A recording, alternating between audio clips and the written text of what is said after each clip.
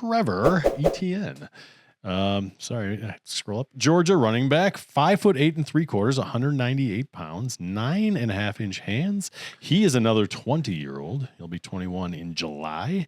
He ran a 4.42 in the 40 at a 1.52 10-yard split, which are both exceptional. A broad jump of 124 inches, 35-inch vertical. Last year at Georgia, he had the 45th best run blocking offensive line in front of him, and he had 122 attempts, 609 yards rushing, 9 touchdowns, 32 receptions, 194 yards receiving, and no receiving touchdowns. So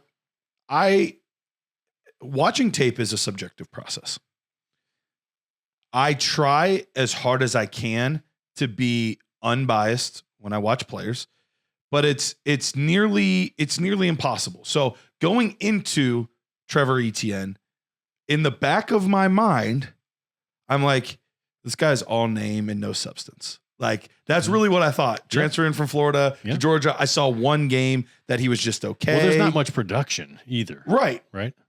And so I was like, this was the one where I literally called. I told these guys earlier, I called Jared at one point, and I literally, or maybe it was a voice message, either way, I was like, I'm sick of having so many good running backs. I was like, I know this sounds like a stupid thing to say, but I'm getting tired of there being so many good running backs because I want an easy evaluation where it's just like, this guy's not very good. And I can just watch 4 games quickly, don't have to rewind a crazy amount, and it's just obvious he doesn't have it. And there's just so many good ones. And he was another one that just ended up being a really solid running back.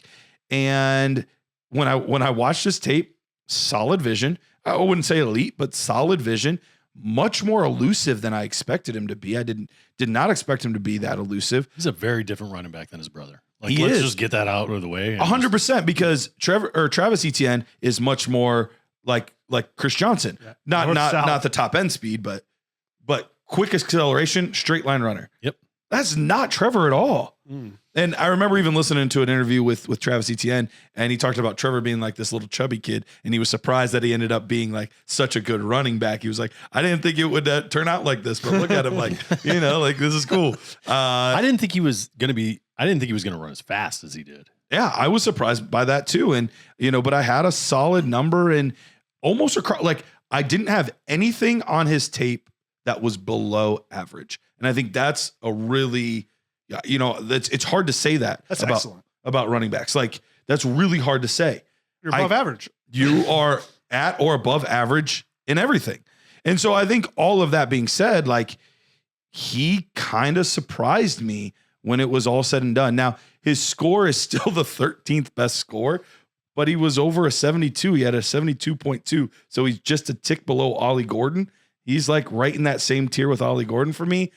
I don't know what, like, I'm at the point where I don't know what to do. Yeah. There's just going to be so many good running backs that teams are just going to say, like, even if they're like, I can't get an elite guy, but man, I have a good offensive line. This guy will get the job done. Trevor Etienne could absolutely be one of those players. And you know what? I think this is, when you talk about the nerd herd and what you get, and you get the app, and you get the film room, and you get the lineup optimizer and all these tools. It's what helps with the nerd score so much, because, like, again, you're talking about like 0.3 difference. So like, yes. Who do I go with? Who do I go with? Like, that's a tiebreaker for you. Like, okay, 100%. I like his pass protection just a little bit more. And like, that's why, like, where you're going to the nerd score plus to factor all that extra the draft stuff capital will kind of break all those tiers. So you say, like, I don't know what to do. I think we're doing it right now. We're breaking it down, finding we do like a lot of players that are really clumped together, which we're splitting hairs on. And I think the NFL draft will kind of just split those hairs a little bit more and kind of just solidify the guys and give us a really good feel of, like, okay, I like this guy's situation slightly better. I'm gonna go here. Well, we'll be able some of me misses and some of me hits. We'll be able to stack clumps. There are guys clumped together, and right now they're all kind of mashed. We don't know what the heck where they're supposed to go, but the NFL draft will help. For sure. At least figure that out. And the nice part about the nerd score too is it helps you see tiers a lot clearer too. Because if I were to tell you this guy's my running back 5 and this guy's my running back 7, there could be no gap at all. They could basically be the same player. There could be a huge difference between my running back 5 and my running back 7. And I think that's the nice part about some of these scores is, and we can verbally say that too, but often you'll just look at a sheet of rankings and be like, why would I take running back 12 when I could take running back 9? Well, it's because there's not much of a difference. Right. So it's why some people that don't like rankings and they just want to have tiers. Like, hey, this is a tier, this is a tier, and you can clump how you want. And that's how it usually is. Like our job is to rank people in order.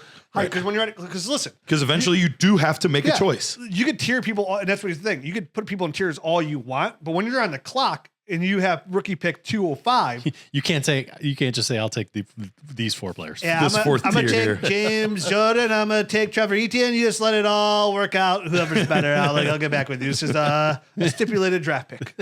It's the old player to be named later. Yeah. What's the big deal?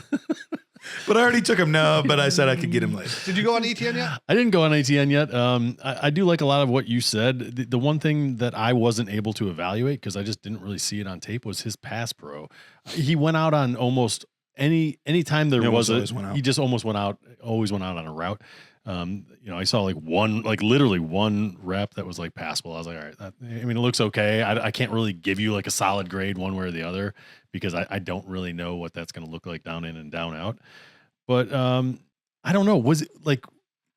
I thought it looked okay. Was pass protection. Was Trevor in like a square peg in a round hole in that Georgia offense a little bit? I felt like they kept trying to get him to go between the tackles. He's like this 198-pound guy. And I felt like when he was able to work his way to the outside, or if there was a design play out there, I think he looked more natural out there.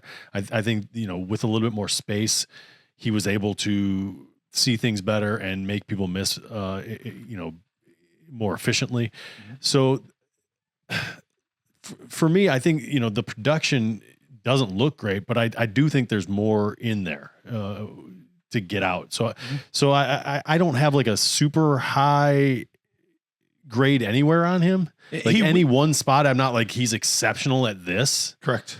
But he is good all the way across the board, and he's faster than I thought he was going to be. Another guy that I think maybe was more patient than I thought. And then I get the speed scoring. Oh crap. Like maybe he's got more high end speed than I thought. One thing you said, I think is funny because you're like the production and I don't know how it all works out and fitting in the wrong system. He was at 2 schools in Florida and Georgia that tend to not give big workloads to players, right. Which always makes those guys kind of difficult evaluations too. Cause you get 8 carries this game, you get 11 that game, you get 7 this game. And it's like, I want to see him get going. I want to see him get lathered up and, sure. It can be frustrating. At 198 pounds, I don't know, like what he's going to be, but he's smaller than I thought. I thought he played more physical than the 198. And maybe he dropped weight to run a better 40 to get the speed that people weren't expecting. You know what I mean? So maybe that's what it is. Maybe that's where I'm having an issue reconciling. Is he fast? Is he not? What size is like all of that kind of didn't seem right to me either. So maybe that's what it was. He just shed like 10 pounds to run a better 40 because I could see him probably being closer to, his brother's 215 pounds. Right. He looked bigger on tape. Especially in the lower leg. He looked pretty thick and able to do some stuff.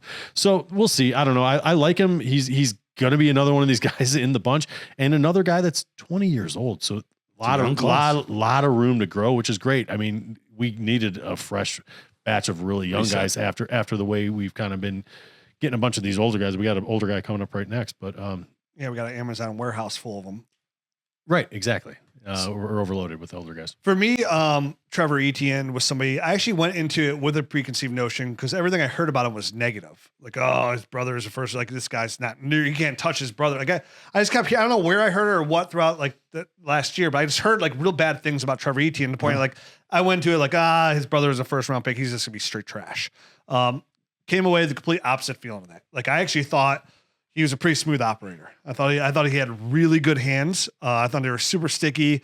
I think he moves really well, doesn't lose any playing speed when he's out on the field, which is really, really nice. We like to see.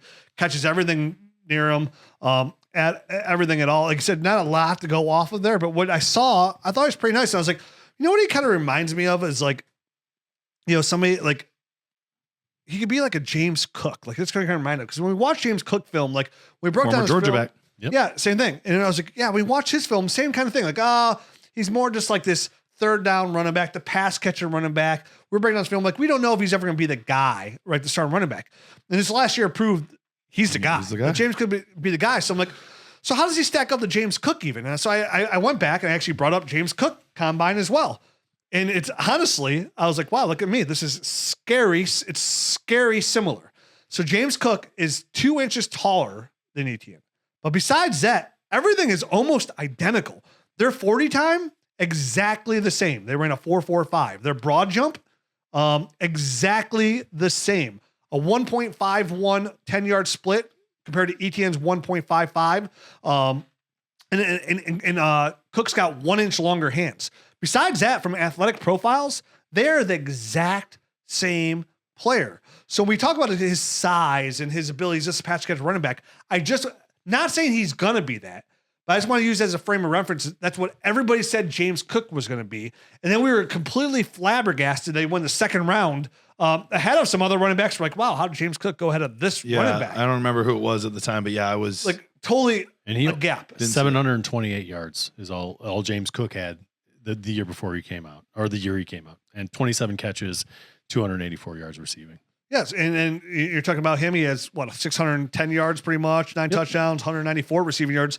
So they were very like same school, very similar, like what you got to see on tape wise. Mm-hmm. And I went into that like, is that all he could do? It's kind of negative, and that's when it hit. And I was like, oh, what about like that's the same thing I thought about James Cook, and it's kind of like reminds me of that some.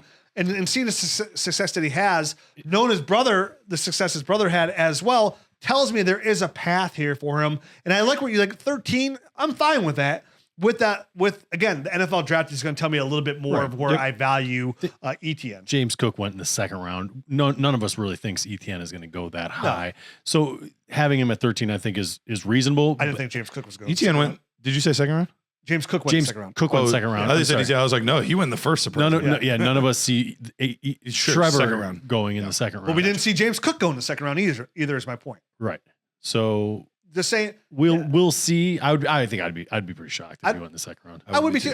I like his tape enough where I went into it with a negative attitude. Right. I do too. Not a ton to see, but a very solid running back who's exceptional in the passing game. Again, that's where I want him to live as well. So totally happy with Trevor Etienne. I love where, like, I don't have my overall big board done, but 13 sounds pretty damn close of where I'll probably have him. Cause I have all this, I'll say this, I think this, what are we talking about? 12 guys here, 12 guys. I probably have them right around like 4 or 5 out of those 12, right around there. These guys, which I mean, is the fact that he'll, land somewhere in the teens in the running back rankings just shows how much great value there's going to be in those middle rounds of this year's draft. Where in the past, we've completely punted on third round draft picks. This might not be a bad year to have some of those middle third, second, third, fourth, high middle thirds, like late seconds are going to be pretty, like at least upside wise. You're going to get a guy that you'll go from the 8% hit rate to, maybe we can get closer to 15. We'll get 2 or 3 guys in the third round. Just because there's so many running backs, and that's one of those positions that sometimes hits. Right. You know what I mean? So just imagine could boost the average slightly. Still remember it's a long shot. Right. But we're talking like there's 12 to 13 running backs that we really like here that we think are solid, could be fantasy football running backs, right? So like say 12, 13. I have 13 running backs over a 72. So it's called the number 13, right? So that puts you at 2-1 just on running backs. And you're going to have 3 quarterbacks for sure, which puts you at 16 players, right? Like, and then that's even meant, I'm calling Jackson Dart, Sanders, and Ward. And I actually like Jackson Dart really close with Sanders here. Like, I almost want the Browns to take Jackson Dart. That's 16. You got 4 solid tight ends that are going to get a draft capital. It'll put you at 20. And then you got the receivers. Yeah, you haven't even gotten to the receivers. Yeah, so that's putting you about 29 players, which is going to put you right in the middle of the third round. That you like. Now, half of those guys will end up not doing much at all, but you're going to come away out of the draft like we all do in a rookie draft. Like, dude, at 3-2, feeling good. Yep. Yeah, I got Arroyo. Yeah. I got Represado. Like I got so and so. I got Trevor Etienne at 3-2, bro. Championship going with my Matthew Golden, Ash and Genty. Look at me. So real excited. Another solid running back.